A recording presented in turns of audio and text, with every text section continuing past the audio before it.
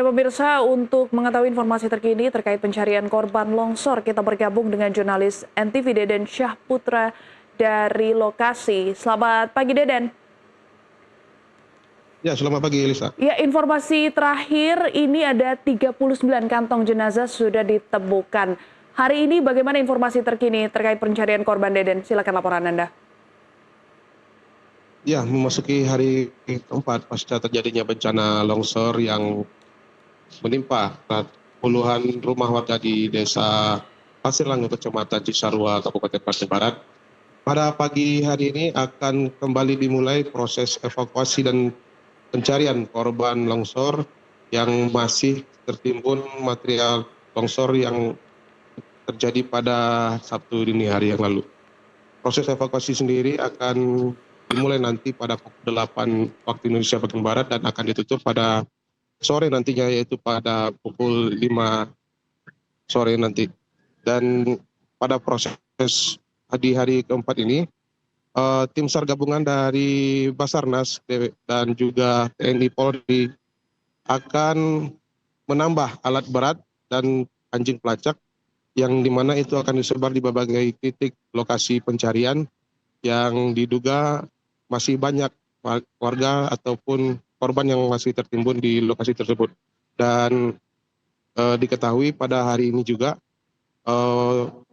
proses pencarian akan difokuskan di sektor A1 dan A2, di mana itu merupakan zona bagian hilir dari permukaan longsor yang diduga disitulah tempatnya banyak para korban yang masih tertimbun material longsor. Demikian, Elisa. Dan petugas BNPB sudah menyerahkan seluruh kantong jenazah yang ditemukan ini kepada tim DVI. Apakah tim DVI sudah mengambil sampel antemortem dan juga postmortem, dan berapa jumlah korban yang sudah teridentifikasi, Deden? Iya, pada hari pencarian pada hari ketiga kemarin itu tertotal sebanyak 39 kantong jenazah yang sudah berhasil dievakuasi oleh tim SAR gabungan, yaitu pada hari ketiga kemarin itu sebanyak 14 kantong jenazah dan ditotalkan menjadi 39 kantong jenazah. Dan sebanyak 20 jenazah sudah berhasil teridentifikasi oleh tim DVI Polda Jabar, dan sebagiannya sudah diserahkan kepada pihak keluarga untuk dimakamkan. Dan sisanya sebanyak 19 kantong jenazah lagi masih di dalam proses identifikasi, dan diantaranya ada 4 yang dirujuk ataupun diserahkan ke Rumah Sakit RSUD Cibabat, dan juga 4 kantong lagi diserahkan kepada Rumah Sakit Sartika Asi untuk dilakukan pengambilan DNA untuk proses antemortemnya. Demikian, Lisa. Anda sedang berada di lokasi pos pengungsi begitu ya. Bagaimana keadaan pengungsi saat ini? Apakah sudah bisa tertangani dengan datangnya bantuan, dan bagaimana fasilitas yang ada di sana, Deden? Ya, pada hari keempat ini warga yang terdampak bencana longsor di Desa Pasir Langu sendiri masih memilih untuk menempati posko pengungsian yang sudah disediakan oleh pemerintah, yaitu di kantor Desa Pasir Langu sendiri. Pada saat ini situasi di pengungsian sudah dapat ditangani oleh pemerintahan setempat, itu baik dalam segi logistik, makanan, dan kesehatan juga sudah terpenuhi di posko kesehatan sendiri.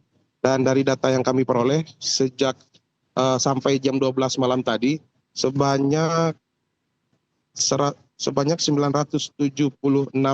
jiwa yang mengungsi akibat dari dampak longsor yang terjadi di kawasan ini.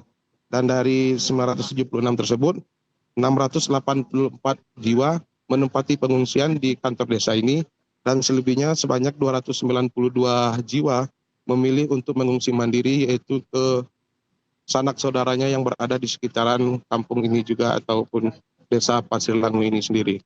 Dan saat ini pihak dari pemerintah Kabupaten Bandung Barat sendiri sedang mengkaji apakah kawasan-kawasan yang ada di sekitaran longsor berada pada zona merah, dan akan merencanakan relokasi terhadap warga yang masih berada di zona-zona merah tersebut, dan hasilnya akan segera dikabarkan oleh pemerintah Kabupaten Bandung Barat.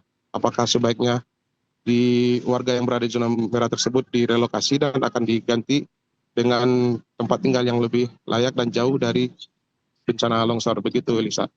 Ya, terima kasih laporan Anda, Deden Syahputra, jurnalis NTV melaporkan langsung dari Bandung Barat, Jawa Barat. Terima kasih Deden, selamat bertugas kembali dan tetap hati-hati.